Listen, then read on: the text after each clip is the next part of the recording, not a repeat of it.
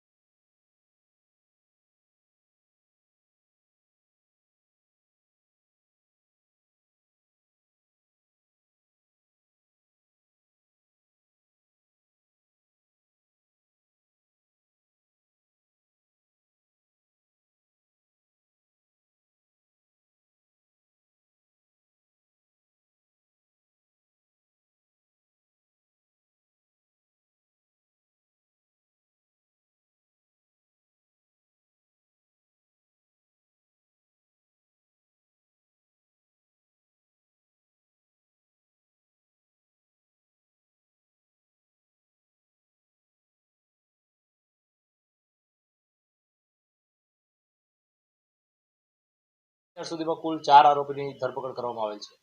અને સાથે કેટલા આરોપી હજી પકડવાના બાકી? અત્યારે એફઆઈઆર મુજબ એક આરોપી અલ્લા રખાની વાઇફ અફસાના છે એને પકડવામાં બાકી છે. ત્યારબાદ અન્ય જે અજાણ્યા ઇસમોના નામ ખુલે તપાસ દરમિયાન એ ઇસમોને પકડવામાં બાકી છે. આજે આરોપીને સાથે રાખીને જગ્યાને રિપ્રેઝન્ટ કરવામાં આવે છે. આરોપી આજે જે મુસ્કિન જે મુખ્ય આરોપી તરીકે નામ છે જેનું, એને ધરપકડ આજરોજ કરવામાં આવી. ત્યારબાદ ચારે આરોપી સ્વ ખુશીથી દર્શાવતા હોય કે અમે જગ્યા ઉપર જઈ અને દર્શાવવા માંગીએ છીએ કે અમે શું કર્યું, કેવી રીતના કર્યું. તેથી અમે પૂરતી ફોર્સ બંદોબસ્ત રાખી અને જગ્યાનું પંચનામું કરવા માટે ગયા હતા કે બનાવ શરૂઆતથી લઈને અંત સુધી શું બન્યો હતો. આથી આરોપીની હાજરી સાથે અમે રિકન્સ્ટ્રક્શન પંચનામું કર્યું છે. બનાવ નાચ પાર્લર જે હતું એ જગ્યાએથી આરોપી અને ફરિયાદી બંને વચ્ચે માથાકૂટ શરૂ થાય છે અને ત્યારથી ઝપાઝપી થઈ અને અમુક જે આરોપીઓ છે તેના હાથમાં દંડા અને તલવારો અને છરીઓ હતી, જેથી સદ્દામ નામના વ્યક્તિને દંડો વાગે અને પડી જાય છે. ત્યારબાદ આ જે મુસ્કિન નામનો આરોપી છે અને અન્ય જે આરોપી સહ આરોપીઓ છે એ દંડા, તલવાર અને છરીના ઘા મારી તેની હત્યા કરે છે. કેટલા દિવસના રિમાન્ડ આપ્યો છે આરોપી? અત્યારે હાલ પૂરતા 3 દિવસના રિમાન્ડ આપને મળ્યા છે. સર, વિડીયો વાયરલ થઈ છે તેમાં આટલી બધી તલવારો લઈને આ લોકો આરોપીઓ બહાર પડી રહ્યા છે. એટલી બધી તલવારો આ લોકો ક્યાંથી આવી ક્યાંથી? એ તપાસનો વિષય છે. અત્યારે એ વિડીયોને આધારે તપાસ આગળ ચાલુ છે. રાત્રિ દરમિયાન પોલીસ પેટ્રોલિંગ વધારવાની જરૂર છે વિસ્તારમાં? જી, રાત્રિ દરમિયાન ઓલરેડી પોલીસ પેટ્રોલિંગ વધારી દીધું છે અને બીજી અલગ અલગ ટુકડીઓ બહારથી સરપ્રાઇઝ ટીમો બોલાવીને પણ વિઝિટ કરવામાં આવી રહી છે.